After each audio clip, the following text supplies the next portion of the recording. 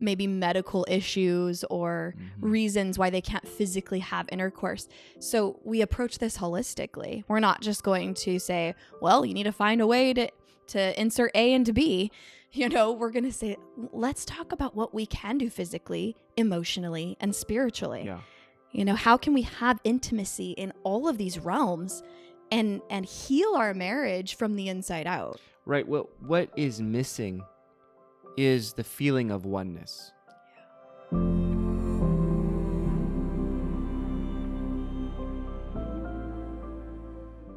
Hey, my name is Drew Boa. I'm the founder of Husband Material, where I help men outgrow porn.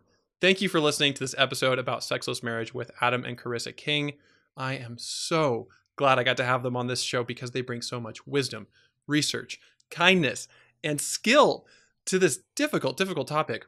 You're going to hear what is the definition of a sexless marriage, what are some of the most common reasons why couples experience this, and then how you can take some steps to really get to the core of what's underneath those surface level symptoms and have some practical tools to heal, to restore, and to experience redemption in this area if you are married.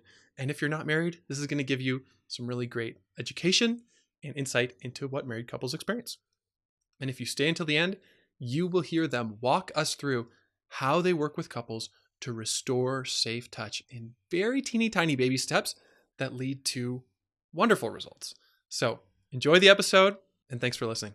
Welcome to Husband Material. Today, I am so excited to be hanging out again with Adam and Karissa King, also known as Dear Young Married Couple. Welcome back. Aw, thanks, Drew. We're so glad to be back on the podcast. We love Husband Material and what you're doing. Yeah, we have the greatest respect for you and what you're doing, man. We're just happy to be here. Yes. Thank you. And the gratitude is mutual. You guys probably don't know that I actually got to attend a marriage retreat with Adam and Karissa, which was wonderful. Thank you. That retreat skyrocketed our sexual communication and helped us understand what the real issues were and has really given us a launch pad to grow in our sexual intimacy. So thank you so much. Woo, woo. Absolutely. We love to hear it. Praise the Lord. That's the will of God. I think Jesus is happy.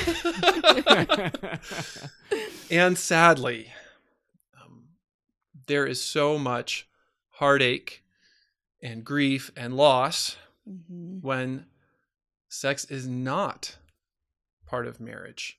Right. So that's why today we're talking about sexless marriage. And this is a huge topic that so many of you guys have requested. And I trust no one more than Adam and Karissa to address it. So what is the definition of a sexless marriage? Hit it, girl. So the definition of a sexless marriage, and we have to use numbers as a launching pad and then we'll go from there, is a marriage that has sex 10 times a year or less.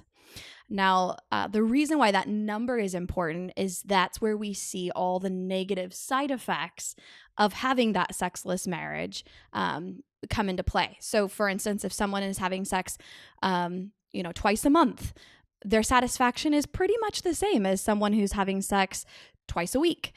But when we get to that 10 times a year or less, marital satisfaction drops big time. Communication drops. Their emotional intimacy is super low. And so that's why that number is important on a grand scale. Yeah, I've seen the stats around like 6 to 7% for people that say we have no sex at all, like, 30 and younger. But the sexless marriage stat, it grows exponentially when there is, that it's not happening very often or one time a month. So it's definitely something that we see very, very often in our practice, or at least dissatisfaction. Oh, yeah. Like there's a gigantic desire gap. Like she's completely comfortable, or he. Either way, we've seen both. We'll just use he for instance. He's very unhappy with, twice a month. And she seems very happy with that, or satisfied. Maybe not happy, but satisfied. But of course, when we start unpacking what's really going on in the marriage, we always find reasons for why there is this standoff. There are so many stories behind why sex might not be happening. What are some of the most common reasons? Yeah, so there's a variety. Obviously, there's trauma that can be a huge reason. If someone has even if it's not sexual trauma, it could be any kind of trauma in their background, but it's causing them to feel unsafe to have someone in that personal, intimate space. Mm-hmm. That can be a huge reason. Broken trust, which can be a form of trauma, is another reason The most common, I think. that we see. Yeah. Yeah. And especially in this show, we're talking about struggling with pornography. Right. Mm-hmm. Yep. Absolutely. It's so common. Here's the thing is, all of these things that we're saying are kind of connected too. So the pornography use could, of course, and does affect their own view of sex Right. and how intimacy looks inside the couple. And then, of course, if there's broken trust and she's sad about that, she's going to probably start holding back. And if there's not communication work done, so we could say all the words like, okay, communication or, the physical, it could be hormones, it could be stress, it could be mental health, anxiety, depression. It could be all these things, but none of these things are in a vacuum. Right. It's not one isolated thing. It's lots of things that affect the whole system. Desire problems or a sexless marriage is simply a symptom of something that I think can be worked on, and there's so much hope. But really, we're created for connection. We're created by our Creator to seek intimacy. So if that's being stopped, there's a good reason why. Yeah. I think just to boil down to getting underneath the symptoms, one cause that we see often in our practice is a negative view of sex. Mm-hmm. And this negative view of sex can come from a variety of places. Trauma can be one of them. But even if there was no trauma, growing up in the church, someone can have a really negative view of sex. And often wives will see it as their duty to engage in obligatory sex with their spouse. And so that often results in a sexless marriage because they're every once in a great while doing the obligation. So that is 10 times a year or less. And they're not having any pleasure because pleasure is associated with negativity or sin. It's bad. So they're just doing it to check the box. So that's another cause that we see is the negative view of sex. Yeah, negative view of sex, and also a male-centered idea of what sex is. Right. Maybe just a limited view of sex is vaginal penetration, and that's it. Yes, exactly. Yeah, and it actually, this whole negative view of sex can cause, in many marriages, more than you'd think, up to about a quarter of married women, Christian married women, experience vaginismus or dyspareunia, which are all types. They're psychosomatic disorders. They're types of sexual pain, either in the vulva or in the vagina, that causes them to physically avoid penetration. So they have tightness, dryness.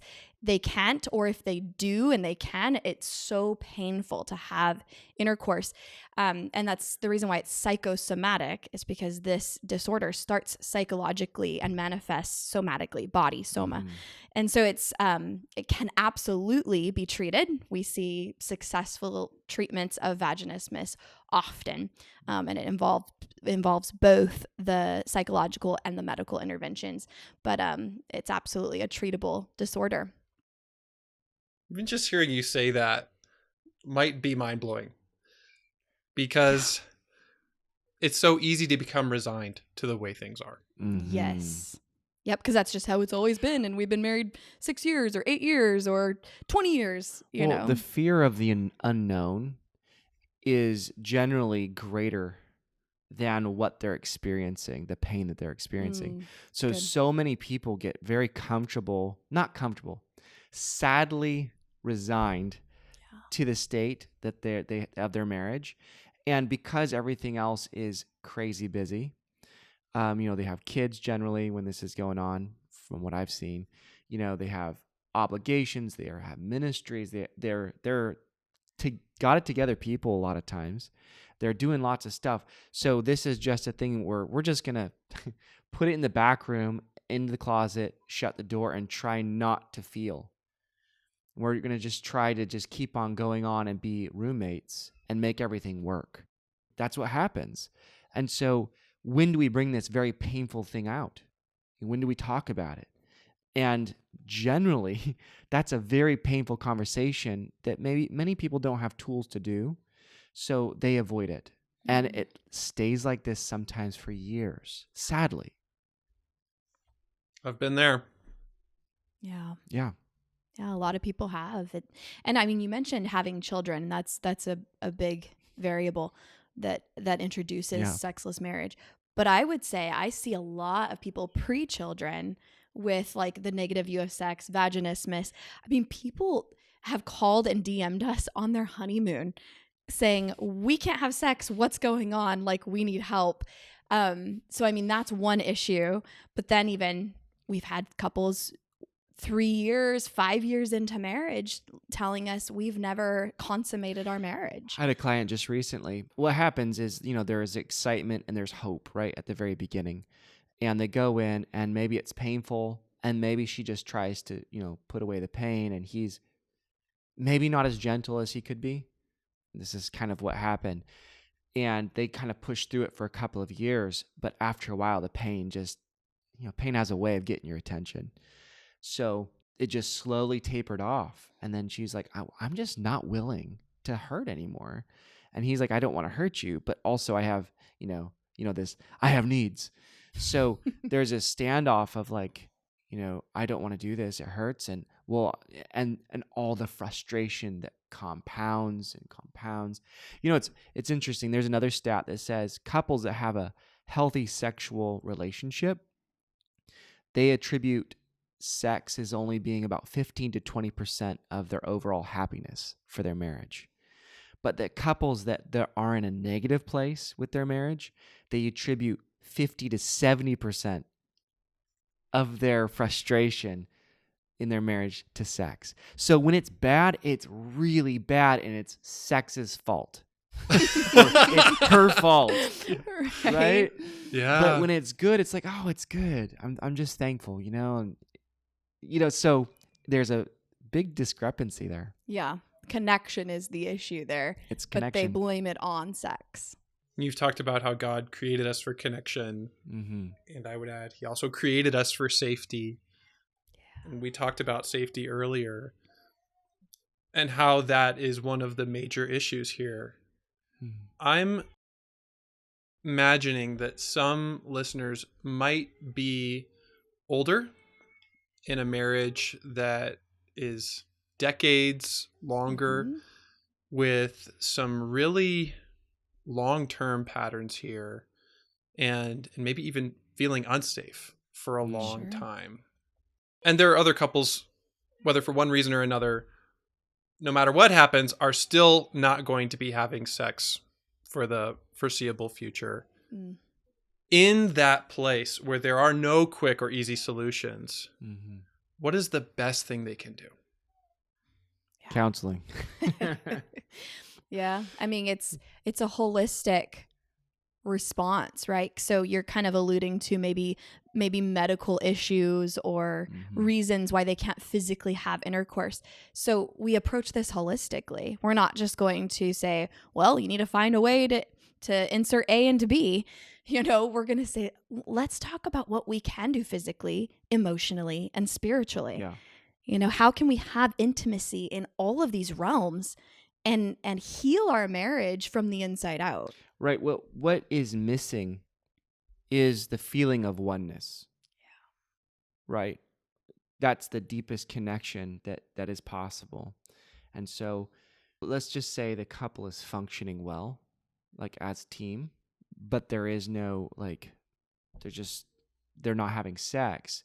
No romance, no spark, no physical energy between them. So that's what we're talking about right there. That's what happens is there's no oneness. So we pull back behind our walls because that feels really unsafe to put myself out there and try to initiate. And there's crickets when I initiate. And then I do that enough times, I'm just like, she just doesn't want me. There's a problem with me. Or I look at her and it's just like, I'm frustrated and angry. Because remember that frustration is the result of unmet or uncommunicated expectations. No one walks into a marriage thinking, you know what? I would rather just not have sex. Or very rarely. If they do, normally there's trauma there. But they don't walk in saying, like, I just don't want intimacy. No, everyone wants intimacy, but stuff gets in the way. So one of the first things we have to do with a couple is get clear that they want oneness. They want connection, and start to become vulnerable again. I love, actually, Drew, I quote you all the time. I heard you say this, is that, that vulnerability is like looking at a lion, but then having the glass taken away. It's easy to be transparent, but when you're in the zoo and they take the glass away, now you're vulnerable to that lion. Now it's scary. And you're not really doing it well unless you're a little bit worried about what's going to come out and how it's all going to go. Yeah. That's a vulnerable conversation, but that's what people generally lack. Yeah. They don't take the risks. They don't buy the flowers. They back off of the small, loving, vulnerable gestures of that I love you and I care for you and I want you. Yeah. Extending that invitation when there is the risk of rejection. Even if it's not, I reject you, they take it that way when maybe the person just would reject a sexual invitation in that moment. Like that rejection feels like a rejection of self. And so that's the vulnerability piece. You have to go out and take that risk and talk about the feelings involved. That in and of itself is such a hard task for most couples. Yeah, and I would encourage people to think this way. If you guys are in an okay place, if you're kind of that teammate zone, they're not gigantic communication or trust issues going on. It's just a little bit cold. Taking that time to present yourself and open your heart and say, this is what I would like. And this is, I really want this. And being willing to change yourself in the process. It takes courage to do that, but that's always what it takes. It's being honest with yourself and honest with your spouse.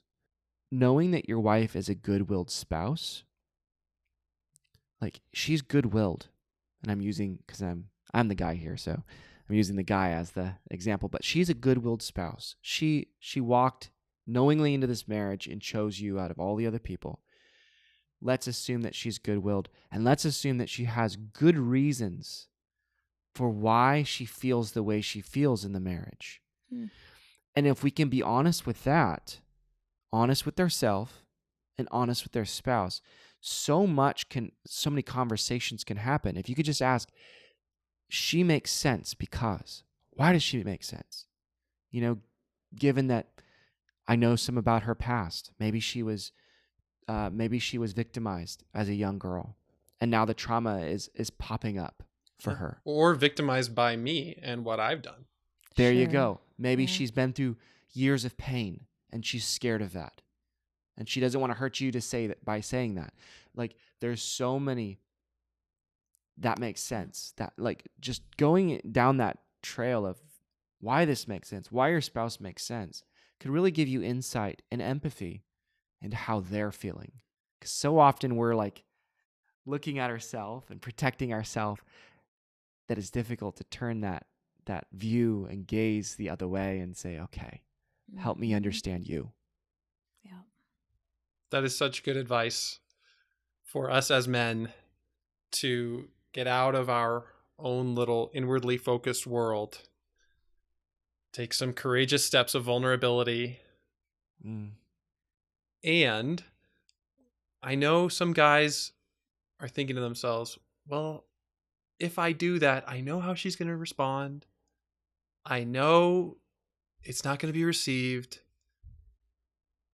And there are so many obstacles in the way. I think that is a very valid feeling and thought.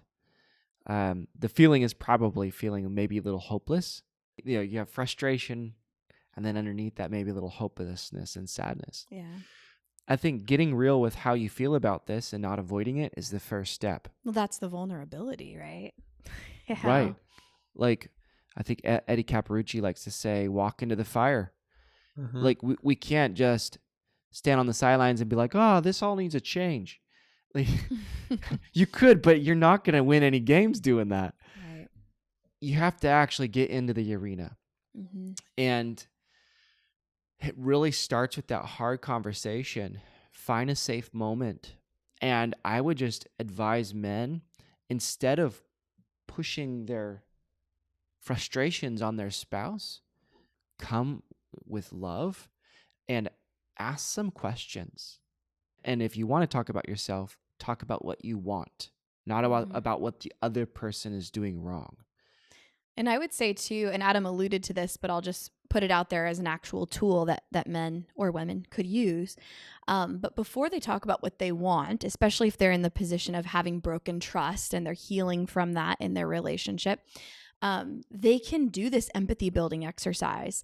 And Adam was saying it, but we call it because. And that's just telling your spouse, it makes sense that you blank, whatever it is that they're struggling with. That makes sense that you feel, it makes sense that you don't want to have sex because, and then you go into at least 3 reasons. And the reason why we challenge you to come up with 3 reasons is because the first reason's pretty surface typically. It's like the obvious reason. Like, it makes sense that you don't want sex because you're so busy with the kids. You're stressed out. You're stressed. It's like, okay, yes. And what? And what else? So then you go into 2 more reasons. I always push the man to go into her childhood. Yeah.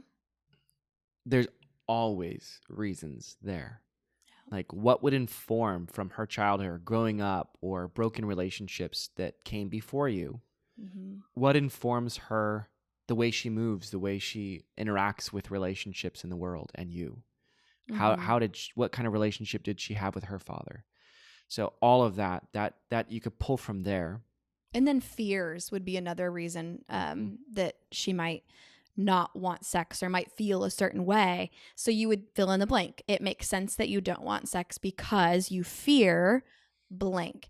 And I would, like Adam said, go into the fire there, walk into the obstacle, which is, in this situation, a lot of the men listening to your podcast, because you broke trust and you're the lion. So, so you can fill that in the blank. So, and because I broke trust, it's scary to go into an unknown situation with someone that may hurt you again.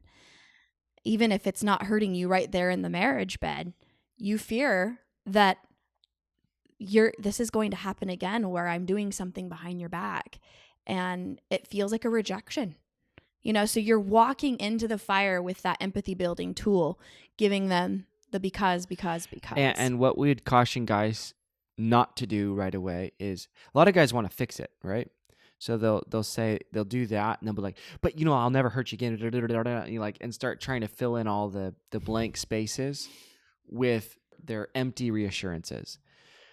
And so I would just calm guys down and be like, hey, slow down just a little bit. Just let some space elapse. Maybe let her talk, give her feelings, and don't defend yourself. As soon as you defend yourself and put your walls up, she'll do the same. Remember, I like telling people, you reap what you sow. Galatians 6:7. If you sow defensiveness, you're going to get defensiveness. If you sow anger, frustration, you're going to get frustration. So if you want openness and love and understanding and listening, you have to sow that. You have to lead that. And here's another thing. Crops don't come up overnight. You're going to plant that seed and then you're going to water it for a while and maybe you're going to be frustrated. You know how much water I dumped into this soil? I don't even see it anymore. Nothing is happening. But, give it some time. Give it some consistency. Over time, you'll start to see life.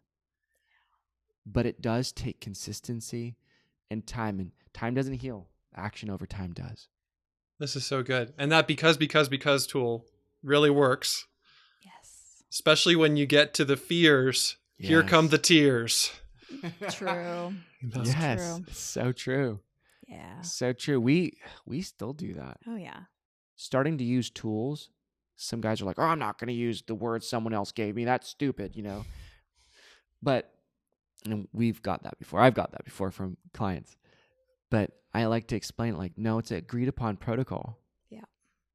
That as soon as you go into that tool, she knows what to do and I know what to do. And I know how to behave and she knows how to behave. So that might be a good way of saying, hey, I would like to listen to you. Can you explain to me how you feel? Or could you? So it's asking permission, asking for that person to divulge and telling how you will behave in that situation could create safety.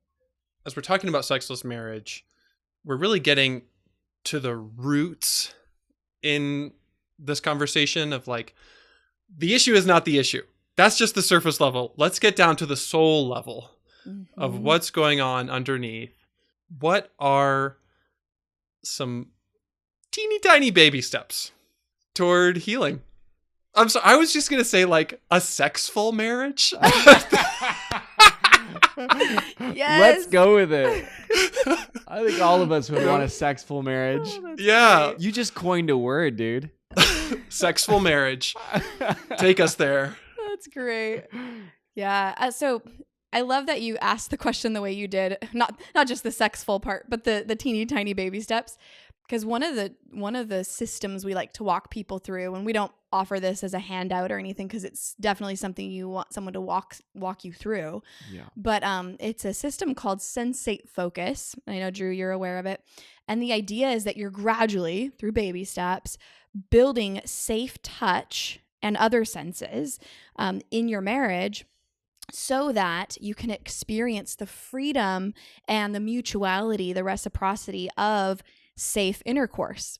And it doesn't have to end in intercourse. That's just the last stage in the 5 stages of sensate. Even just experiencing the mutuality and safe touch of sex without intercourse. And actually the first 4 stages are just that. It's sex without intercourse. Stage 1 involves the clothes staying on and you're not even touching erogenous zones. And so this first step of stage 1, which I think you can do on your own unless there's a lot of sensitivities there and you need someone to walk you through it. But the stage 1 is touching your spouse, not reciprocally yet, just you touching them and them receiving your touch, and in a way that is pleasing to them.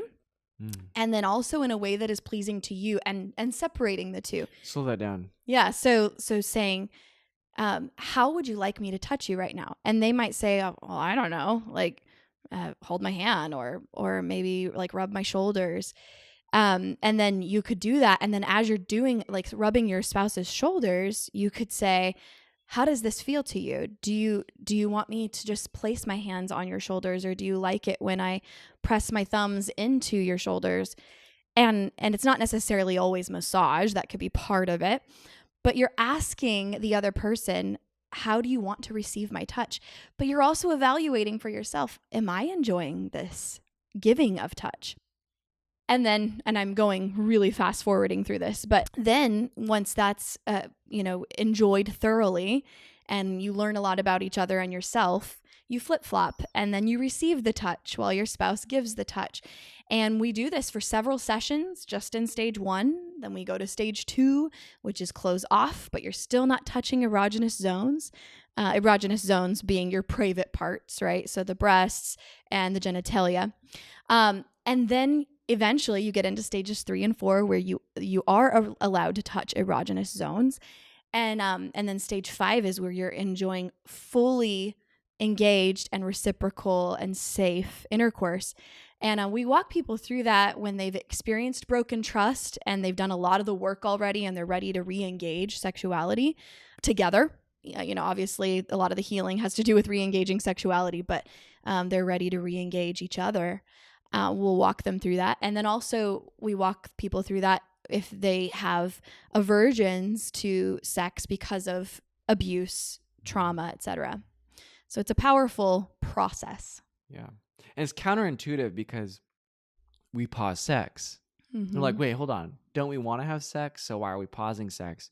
And a lot of times there is such a relief on one of the spouses. whoever's kind of being the one that has a lower desire, just because there's always this constant pressure. And so most touching is what we call demand touching. Like, I touch you only because I want something. I want sex. It's objectification touching. And so when now we take that off the table, we're not edging for sex. There is no manipulation process here. We're only touching just to say, I love you. And there's no sex in the future except for sensate, which is connection and touch, safe touch. Pleasure. Yeah, it's really incredible how this really reimagines sex for people that have been really stuck in a loop, a negative loop. But now it kind of pulls them out of that loop and says, here is something that you can do and partake in and experiment and try without the danger of being completely vulnerable with that person in that way that may not have been safe in the past. Yeah. Baby steps of vulnerability. Yes, and we get there with so many couples. Yeah, it's beautiful too to see their reaction. Even just in session 1, their reactions are like, oh my goodness, like I felt all the feels. I felt desire again. I remember there's a couple I worked with. They're doing fabulous, by the way. But they probably like a couple years ago, he had an affair on her, and it just wrecked them. And their marriage was not very cohesive before. There was lots of trauma and mistrust and stuff before that. Affair happened, and it just, of course, like an atom bomb in their marriage. Well, we started working on trust. Things started getting better. Then there was this like choice. Okay, do we want to embark on this journey of sensate? Pausing, because there was some sex happening, but it was not good. And so we said, okay, pause sex, and we started doing sensate. We did sensate for, I forgot how long. It was a good amount of time. They didn't rush it. Now that's awesome. But like right at the very end, you'd have to see it, but right at the very end, there's a couple of steps where it's mutual touching, it's stimulation, but the goal is not for orgasm. It's just for mutual pleasuring and having fun together. And they came back. I remember a session, they came back and they said that you could tell that something happened. I was like, oh God, what happened? Jesus help them. They're just kind of crestfallen. They're like, well, I was like, how is everything going? How's sensate? I'm just trying to like fish. They said, it's really good. I'm like, it's really good. And they look sad. And they're like, we're doing sensate. Adam, we rushed it, and we just and we had sex, and it was amazing. I'm like, well, thank you, Jesus. That's why we're doing it. Yeah. But that would not have even been close to possible at the very beginning of what, but it was a genuine expression of their desire and their vulnerability, and things just carried on beautifully from there. Yep. And so that's just a testimony of what this system can be if they can have the discipline to say, we're not going to do sex, and I'm going to pursue this and work really hard just for intimacy and not for sex. Mm-hmm. Without the crushing pressure of demand and obligation. Yeah. That's right. Yeah. And by the way, we didn't really talk about this, but this works for erectile dysfunction. Mm-hmm. This works for premature ejaculation. This works for just a myriad of problems, because all of those are psychosomatic issues where we're having to redefine or relearn what safe touch looks like. Mm-hmm. And so this is the arena that we do that in. And just to qualify, they are psychosomatic, but oftentimes some medical intervention can help with some of those things. Sure. We don't want to eliminate the everything that we say, of contributions. course, there's the disclaimer. There's medical, hormonal imbalances, all that too, but the vast majority of the people that we work with fit into this paradigm that we're talking about. And you're casting a vision where there is so much more we can do than just intercourse or nothing. Yeah. Right. Exactly. It's like, what a beautiful world that our bodies can build together, even if it's just eye contact for a few moments. Yes. Right? Yeah. Like just 1 minute of eye contact could create so much intimacy and connection, even without touch. Yep. Right. Exactly. I mean, and then you add a 12-second hug or a 6-second kiss or like all of those other things that you can do to bring in that intimacy. Yep. Mm-hmm. But we just push guys to not avoid it. Yeah. To do the hard work. This is hard work to really look at yourself. And this may be a time where they're listening because there's been a breach in trust, where they're like, okay, we got to get real and change some things. Be honest with yourself and be honest with your spouse. That's where it starts. Once you can agree that there's a problem, there's now things that you can do about that problem. Mm-hmm. Thank you, Adam and Karissa. Thank you, God. This is just fantastic. Aw. Yes. I Amen. love you, man. We're just excited to be here. And it's wonderful to be on the other side of helping so many people and men. You know, the people, the listeners that might be listening right now may be feeling so alone and just lonely. It's hard to be lonely and feeling like that shame and the crushing burden of shame. It's like, come out of the shadows, face it, join Drew's groups. Yeah. We have people that we know have been through them and it changed their life. Yes. Do that work. And on the other side of this is healing and restoration and beauty and connection. Amen. Adam and Karissa, what is your favorite thing about healing for a sexless marriage? Oh, I love that when you heal from a sexless marriage, and we see this on the faces and testimonies of a lot of people who have gone through this work that we're describing. They not only experience the intimacy and closeness with their spouse, but they're getting a glimpse of the intimacy and closeness that God wants with us. And so it transforms them, physically and mentally, but also spiritually. And we see a lot of healing work take place in their relationship with the Lord. And I love that, God designed intimacy for that reason. So I think that would be my favorite part of healing from a sexless marriage. Yeah, I think my favorite working with people is not just them having sex, because when that's broken, so many other things break. And so watching the life that now is injected into their spirits and souls, that now they're connected and now they're functioning as a team, and watching their businesses flourish and their families flourish, and then now they're impacting their people that they start mentoring. Almost always these, I like to tell people that a testimony and a shame are it's the same situation, just felt a different way. So you can either hide in your loneliness and shame and not talk about it, or you can start to mentor and love people through this as a testimony. And I've seen that over and over again. It's a beautiful thing to witness once they've faced their dragons, to watch the beauty that happens as a result of it. It's inspiring.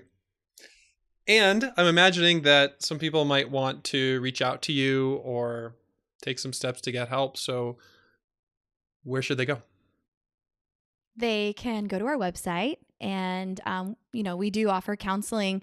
I would say that maybe even a first step, if you wanted to really just have a focused weekend, is go to the Eros conference. We have Eros conferences throughout the year. 2 left this year. We have one in June that is in Biloxi, Mississippi on the Gulf Coast, and one in November that's in Houston, Texas.